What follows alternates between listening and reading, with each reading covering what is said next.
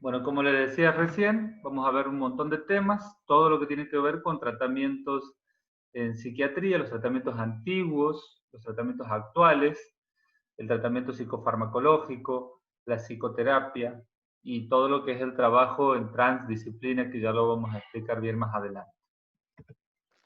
Esto un poco para hablar de los tratamientos antiguos, solamente he traído una imagen, porque bueno, por ahí hay eh, mucha gente que presenta todos los tratamientos antiguos, la lobotomía, la cura de Sackel, que era el shock insulínico, mediante el cual se introducía, digamos, se inducía una convulsión, pero luego digamos, un desequilibrio metabólico. También la parte de, incluso, digamos, tratamientos inefectivos y potencialmente mortales, como la inyección de malaria, digamos, en los pacientes para poder reducir los síntomas, y bueno, muchos pacientes de esos obviamente fallecían, pero también, bueno, toda la concepción de que el tratamiento psiquiátrico históricamente ha sido como relacionado a un castigo, y que se ha ido transformando a medida que iban avanzando los conocimientos médicos, los conocimientos sobre todo,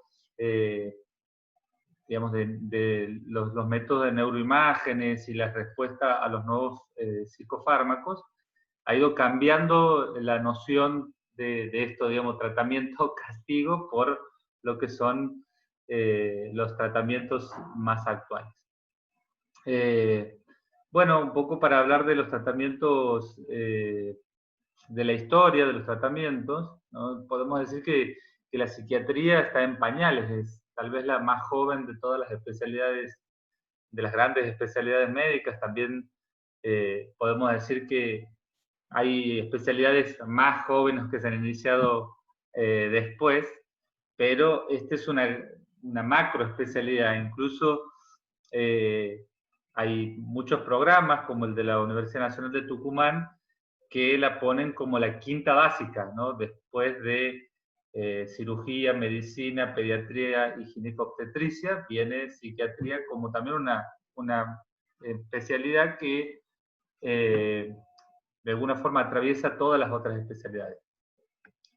En 1949 empieza, digamos, se descubre el litio, en 1952 empiezan, digamos, se arma como una revolución de la psiquiatría, porque se descubre la clorpromacina, el cual es un antipsicótico sedativo que empieza a ayudar a los pacientes psicóticos que se pensaba hasta ese momento que no tenían cura, que no tenían forma de ayudarlos, y empieza a cambiar mucho la concepción de lo que es, lo que hace un psiquiatra, de lo que hace, eh, por ejemplo, una internación en salud mental, ¿no? Que realmente empiezan a haber como cambios significativos más allá del tratamiento psicológico, del confinamiento y de tratar de ayudar al paciente, digamos, con la palabra. Eh, bueno, después también, inmediatamente en esa misma década, se descubren los antidepresivos, primero los tricíclicos y los IMAO, ya lo vamos a ver. Después el cloruro de acepóxido, que también actúa como las benzodiazepinas en 1957. Y recién en 1987 se descubre, digamos, unos tratamientos más modernos, que son los IRS para la depresión, eh, que son los que prácticamente se están usando actualmente justamente para la depresión, el trastorno de estado de ánimo, el trastorno de ansiedad, trastorno obsesivo compulsivo en general. Bueno, eh, obviamente que los tratamientos estos no van solos, sino que los tratamientos tienen un enfoque biopsicosocial, digamos, cubre los aspectos biológicos, psicoterapéuticos, sociales, ¿no? Por ejemplo, el abordaje familiar, el abordaje de su medio laboral, el abordaje de su medio escolar, en realidad, bueno, o barrial, el ámbito en donde se mueve la persona, y obviamente todo lo que tiene que ver con prevención y promoción de la salud. Para dividirlos un poquito, podríamos decir que están los tratamientos somáticos o biológicos. Esto no quiere decir digamos, que la psicoterapia no tenga efectos biológicos, ¿no? Pero sí que digamos, los dividimos solamente para el estudio. Entonces, cuando hablamos de biológicos decimos somáticos, están los fármacos, la terapia electroconvulsiva, la estimulación magnética transcraneal y la estimulación del nervio vago, que son básicamente lo que se usan ahora. Y después psicoterapéutico vamos a ver un poco de cognitiva conductual, psicoanálisis, terapia sistémica, Gestalt. Bueno,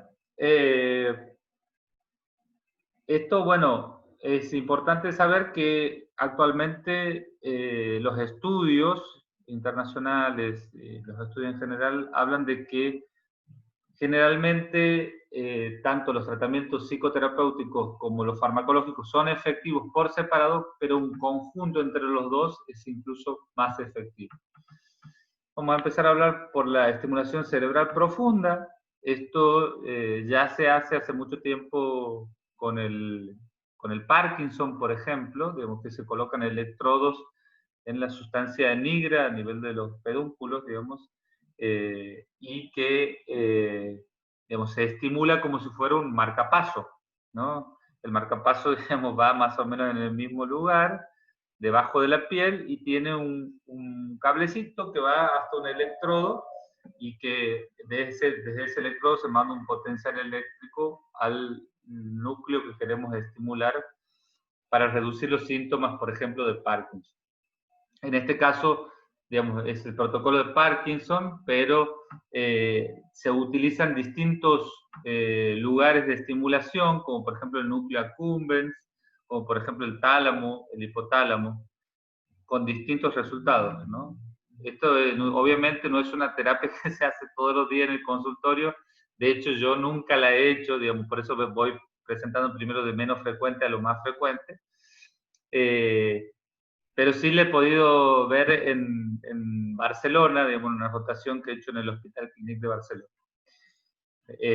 Realmente es un tratamiento de última elección, pero bueno, les quería mostrar que existe. Bueno, también está la estimulación del nervio vago, que es algo similar, ¿no? Tipo como si fuera un marcapaso.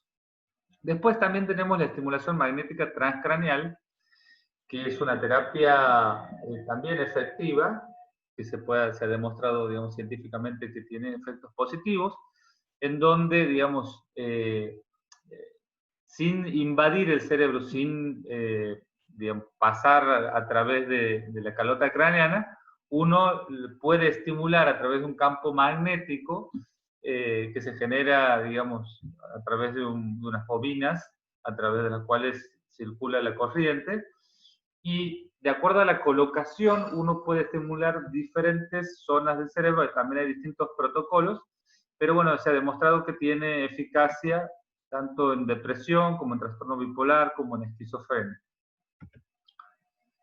Y después está la terapia electroconvulsiva, que es digamos, básicamente el electroshock. Esto tiene muy mala prensa, tal vez es la que más se relaciona con una especie de castigo, con el tema que se ve en las películas, muchas veces mal, digamos, porque siempre en las películas se trata de generar una sensación, una emoción, y muchas veces se lo saca de la característica o del estrado de tratamiento, y se lo pone como si fuera un castigo, cuando en realidad esto no es así. Esta es una sala de terapia electroconvulsiva en donde prácticamente tienen todos los métodos de protección, como si fuera una terapia intensiva o como si fuera un quirófano.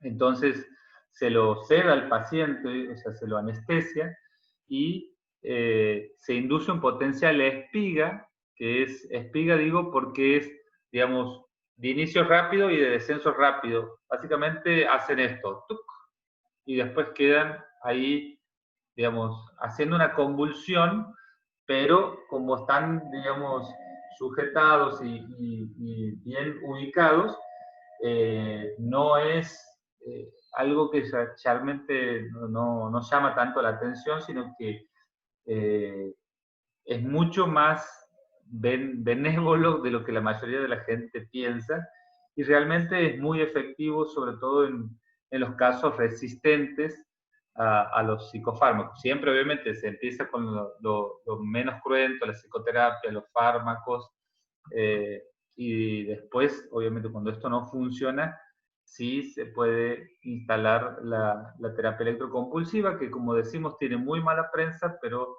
es muy efectiva. Aquí en Argentina se usa poco porque hay mucho prejuicio, pero por ejemplo en los países más desarrollados como Estados Unidos, España, Alemania, se usa con más frecuencia, ¿no? Y con muy buenos resultados. A veces es preferible, en vez de darle 8 medicamentos al paciente y que tenga una vida realmente que no es, que no logra rehabilitarse, que no logra integrarse a la sociedad, es preferible hacer una terapia electroconvulsiva y realmente eso cambia la expectativa de vida de la persona. Bueno, pasamos al tratamiento farmacológico, hablamos de los antidepresivos, ¿no? Tenemos los inhibidores de la monoaminoxidasa, los tricíclicos, los inhibidores de la recaptación de la serotonina, los antidepresivos duales, los multimodales. Dentro de los antipsicóticos se clasifican en típicos y atípicos. Después tenemos los estabilizadores del estado de ánimo, como el litio y otros anticonvulsivantes que también se usan como estabilizadores del estado de ánimo. Y después tenemos las benzodiazepinas de corta, media y larga duración. Bueno, dentro de los antidepresivos habíamos dicho que bueno, los primeros han sido los IMAO y los tricíclicos. También se les llama tradicionales o clásicos. Son eficaces no en todos los casos, sino más o menos en un 70% de los casos de los pacientes deprimidos, y a veces esa mejoría no es óptima, o sea, te sientes mucho mejor, lo cual hace que valga la pena el tratamiento, pero no, muchas de las personas no sienten que están como les gustaría estar o como estaban antes de tener, por ejemplo, la depresión. Y otra cosa que tiene una latencia de 2 a 6 semanas, aproximadamente la tercera semana, 21 días, el paciente ya se siente mejor, pero tardan en actuar. Estos tricíclicos y los inhibidores de la monoaminoxidasa, los IMAO, suelen ser peligrosos cuando tienen sobredosis, presentan numerosos efectos adversos, digamos, digamos antihistamínicos. Aquí un poco lo podemos poner, digamos, con la cantidad de efectos adversos que tiene y con qué están vinculados, ¿no? Porque tienen un bloqueo muscarínico, alfa 1, también inhibidor de la noradrenalina, bloqueo alfa 1, bueno, todos estos efectos adversos son un montón y no se los van a acordar, pero se los dejo aquí en las diapos. Pero básicamente digamos, son peligrosos digamos, por la sobredosis. Y cuando uno habla de que son pacientes depresivos, esto es importante porque la pensamos 2 veces a la hora de recetarlo. Por eso cuando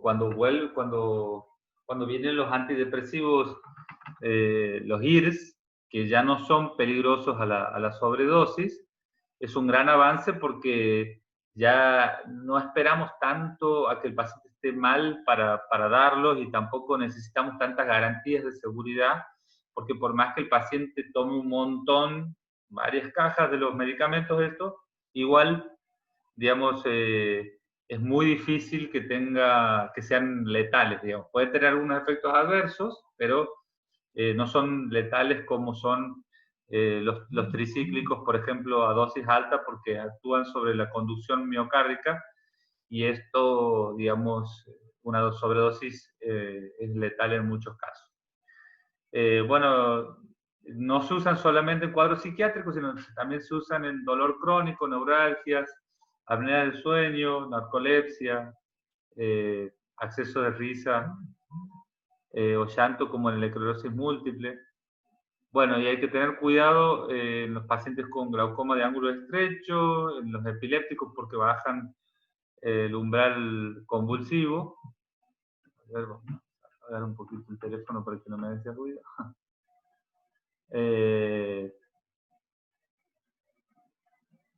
Perdón, chicos. Bien. Y los nuevos anticonvulsivos digamos, no son más eficaces en realidad que los tricíclicos, pero sí son, como decía, mucho más seguros en sobredosis y presentan menos efectos adversos, por lo cual, digamos, uno los usa mucho más, el uso está mucho más extendido. Lo que sí, bueno, un poco para dividirlos, aquí hemos hecho una clasificación, para que un poco se vayan familiarizando con los nombres. Estos no todos las drogas que salen aquí están en el mercado en Argentina ni tampoco se usan. Ustedes, digamos, yo creo que con que se sepan los nombres y el mecanismo de acción de los antidepresivos inhibidores de la recaptación de la serotonina, como son, bueno, aquí están aquí abajo, aquí, que son el citalopram, la sertralina, el escitalopram, la fluoxetina, la fluvoxamina, la paroxetina, son los medicamentos, digamos, que más usamos para la depresión, para los trastornos de ansiedad, como decíamos recién. Bien.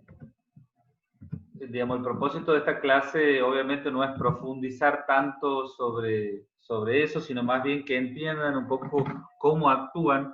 Recién Leonardo hablaba de cómo lo vinculaba a la neurología y en definitiva sí, porque usamos básicamente el mismo órgano, ¿no? Que es el sistema nervioso.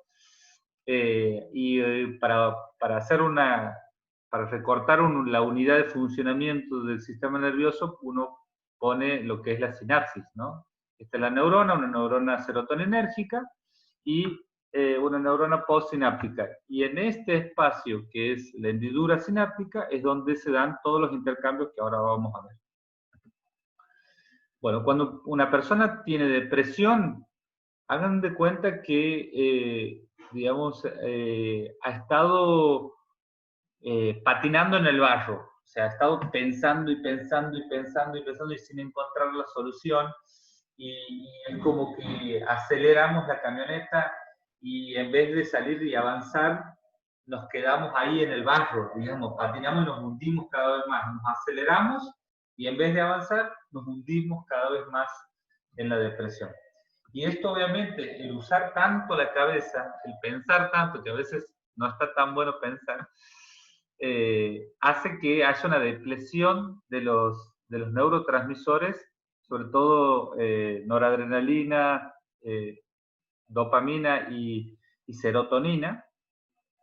Y entonces esto produce, digamos, una serie de cambios psíquicos y físicos en el cuerpo que nos llevan a tener poca gana de levantarnos, muchas veces insomnio, comer de más, comer de menos. En definitiva, nuestro cerebro empieza a funcionar mal y a veces uno piensa que la depresión es algo que no existe, que es totalmente subjetivo, pero en realidad digamos, hay cambios clínicos importantes, como decimos, psicológicos y físicos, que nos llevan a entender a la depresión y a la enfermedad mental como una enfermedad que necesita tratamiento y no solo como, digamos, un capricho, un problema de la personalidad.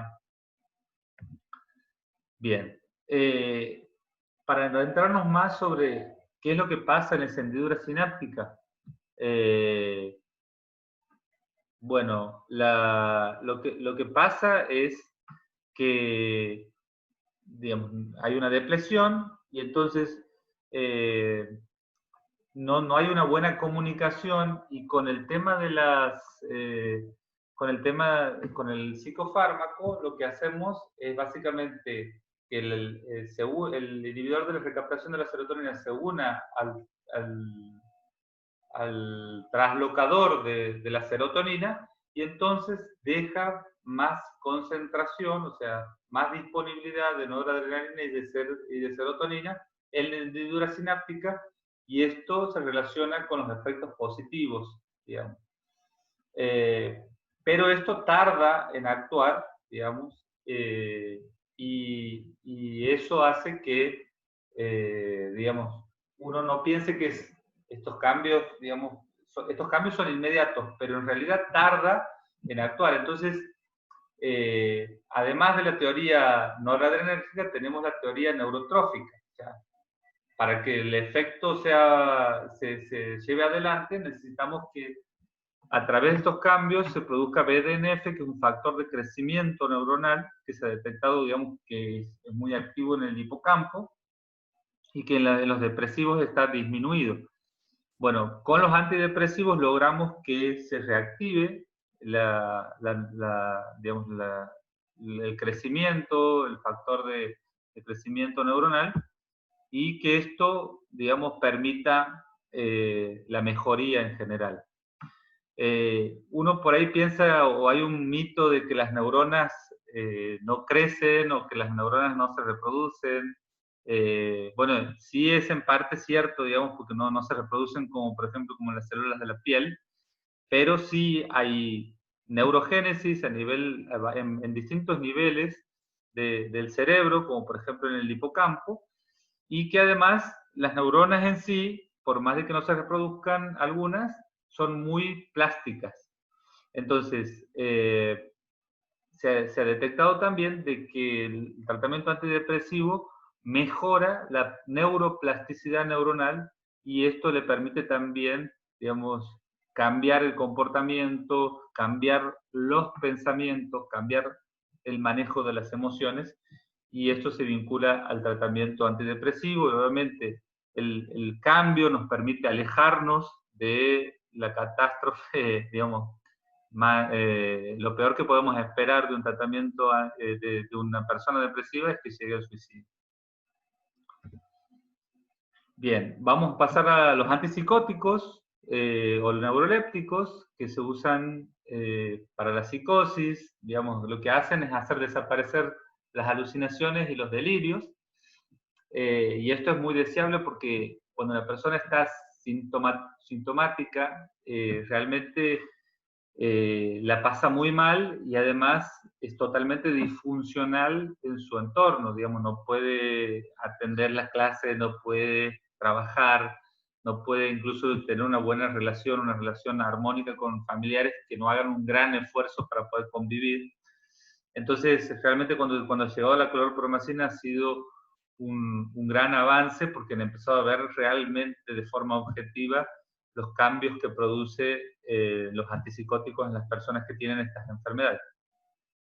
Pero obviamente también, como todo fármaco, tienen efectos adversos, como por ejemplo el aumento de peso, cambios metabólicos, como por ejemplo la diabetes, los problemas de dislipemia, ¿no? Y bueno, y en algunos casos también, sobre todo con los típicos, el enlentecimiento de la conducción cardíaca. Bueno, para hablar de los antipsicóticos, tenemos que decir que su principal función es que son bloqueadores del receptor D2 de dopamina, y actúan principalmente por 4 vías, ¿no? La vía que va del mesencéfalo al lóbulo límbico, que se relaciona, por ejemplo, con los síntomas positivos, ¿no? O sea, esta vía es la vía terapéutica, que es la que, de alguna forma, cuando esta vía está, digamos, muy activa, hiperactiva, entonces, perdón, es esta vía, la azul, entonces, lo que hace es bajar la intensidad, y la modera, y de esa forma logra reducir los síntomas positivos. Hablamos de síntomas positivos cuando hablamos de delirios y alucinaciones, sobre todo, alteraciones de la conducta. Hablamos de la vía mesocortical, que tiene que ver con, que va desde el mesencéfalo hacia la corteza, que tiene que ver con los síntomas negativos, que es básicamente la bulia, la falta de voluntad, los problemas cognitivos, el aislamiento social, todo lo que tiene que ver con el déficit déficit cognitivo está relacionado siempre con la vía mesocortical. Entonces, cuando uno toma esto, te da un efecto adverso a veces que uno nota como que está lento, ¿no? Y eso está dado por su acción en la vía mesocortical. Después está la vía nigroestriada, ¿no? Que es básicamente esta que vemos aquí, que va desde la sustancia negra hacia el cuerpo estriado. Esto, digamos, está relacionado con los síntomas extrapiramidales, con el parkinsonismo, para que ustedes lo identifiquen. Digamos que alguien que digamos, que no tiene Parkinson, pero que toma una dosis alta de antipsicóticos, sobre todo los antipsicóticos típicos, digamos, lo que hace es bloquear esta vía, y al bloquear la vía dopaminérgica, lo que se produce es los extrapiramidalismos, digamos, básicamente el temblor, rigidez muscular, todos esos síntomas están producidos por eso. Y después tenemos la vía tuberoinfundibular, que es la que, digamos, afecta la hipófisis, va desde el mesencéfalo, perdón, desde el hipotálamo hacia la hipófisis, y es responsable, por ejemplo, de la hiperprolactinemia, de la ginecomastia, de la galactorrea, ¿no? que puede llegar a producir estos medicamentos cuando hay alguna vulnerabilidad. Bueno, esta es un poco la vía mesolímbica, lo que hablábamos recién, esto lo pasamos un poquito rápido. ¿Se acuerdan de que, bueno, va desde del área tegmental ventral, en el mesencéfalo, a el núcleo accumbens? ¿Se acuerdan que cuando han visto con el Doc Andrada, esto era importante también en las adicciones, porque el núcleo accumbens es como el centro de la motivación, de la recompensa, y también, digamos, una vía fundamental en la acción de los antipsicóticos, porque bloqueando esta vía se logra reducir los síntomas positivos como los delirios y las alucinaciones. Después tenemos la vía mesocortical, que como decimos, bueno, tiene también, digamos, influencia sobre las emociones, y sobre la cognición y la función ejecutiva. Básicamente son los efectos corticales, los efectos cognitivos que producen los antipsicóticos, digamos, como efecto adverso, muchas veces, del tratamiento. La nigroestriada, bueno, esto un poco ya lo hemos visto. Tuberoinfundibular también. Bueno, la clasificación, esto obviamente está totalmente esquemático para ustedes, para que no se mareen con tanto nombre, pero básicamente se dividen en dos típicos, que son los primeros antipsicóticos, que sobre todo tienen acción D2, y los atípicos, como el Risperdal y la risperidona y la quetiapina, son los atípicos. Y los típicos son el alopidol y la levomepromacina, por ejemplo, ¿sí? Pero van a haber más. Estos son, por ahí, algunos de los más usados. Bueno, esto ya lo hemos visto. Un poco para que vean, les he cortado esta diapo que decimos, digamos, cuando la vía dopaminérgica, que es mesolímbica, del área tegmental ventral hacia el núcleo accumbens, está, digamos, muy activa.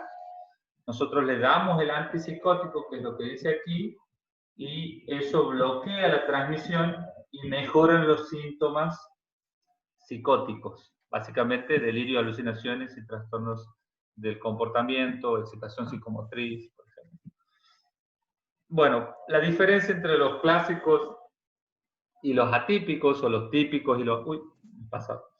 La diferencia básicamente es esto que ven aquí, que es el receptor, perdón, que es el ligando de la serotonina 2A, que eso permite una disociación rápida del receptor D2 y un agonismo parcial de D2. Entonces, se le suma a este receptor que tienen los dos, este otro receptor, que es digamos, la acción sobre el receptor serotoninérgico 2A, y eso, digamos, hace que tenga menos síntomas cognitivos, o sea, mejora los síntomas negativos de la esquizofrenia, hace también que tenga menos síntomas extrapiramidales y también que, digamos, tiene otros receptores que tienen otros efectos adversos como el aumento de peso y el aumento del riesgo, digamos, cardiometabólico del paciente. Bueno, se va